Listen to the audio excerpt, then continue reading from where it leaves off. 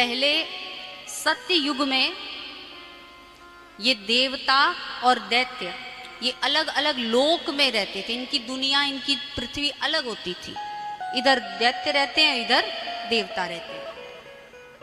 फिर जब त्रेता आया तो ये देवता और दैत्य एक लोक में रहने लगे, जैसे राम और रावण एक साथ रहते थे। फिर त्रेता के बाद जब द्वापर आया तो नारायण ये एक परिवार में रहने लगे, देवता और दैत्य। युधिष्ठिर और दुर्योधन, पांडव और कौरव, आप देख लीजिए।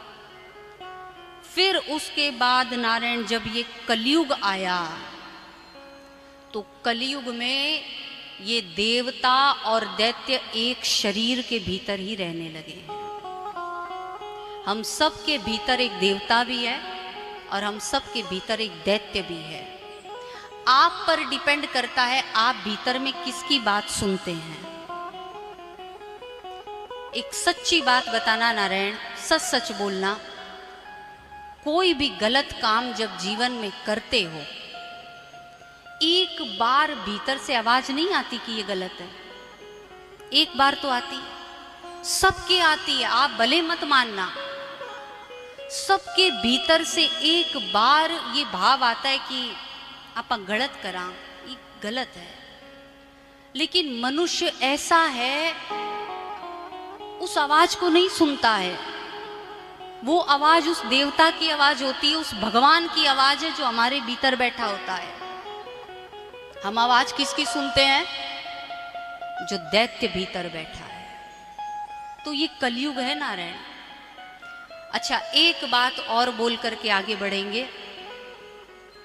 मुझे ऐसा लगता है सतयुग, त्रेता, द्वापर, इन तीनों युगों के राक्षसों से बचना सरल है, कलयुग के राक्षस से बचना मुश्किल है। आप कहोगे कैसे? उन युगों में जो राक्षस हुआ करते थे वो बाहर से राक्षस जैसे लगते थे ना, कि भाई ऐसे उनका रूप है। अब जैसे आप रावण का, हिरण्याक्ष का, हिरण्यकश्यप का रूप देख के लगेगा कि राक्षस है। तो उनको देखते ही पता चल जाता था कि ये राक्षस है, इससे बचो, भागो। तो आप भाग सकते थे, बच सकते थे। लेकिन आप कलयुग के राक्षसों से नहीं बच सकते हैं। क्यों? क्योंकि नारायण ये बाहर से तो मनुष्य जैसे हैं और ये भीतर से राक्षस बने बैठे। बाहर से तो आपके एकदम सगे हैं, ये बुरा मत मानना। ये बाहर से आपके सगे हैं कि माओ बढ़िया थारो कोई कौन सोच सके है। ये बाहर से आपके सगे हैं और ये भीतर से आपके दुश्मन हैं। ये कलयुग के मनुष्य की पहचान है नारायण। तो उन युगों के राक्षसों से बचना सरल था, क्योंकि पता चल जाता था राक्षस आ रहा है। यहाँ तो नारायण कलयुग में मनुष्य के वेश में राक्षस बैठे हैं, आप कहाँ तक बचोगे?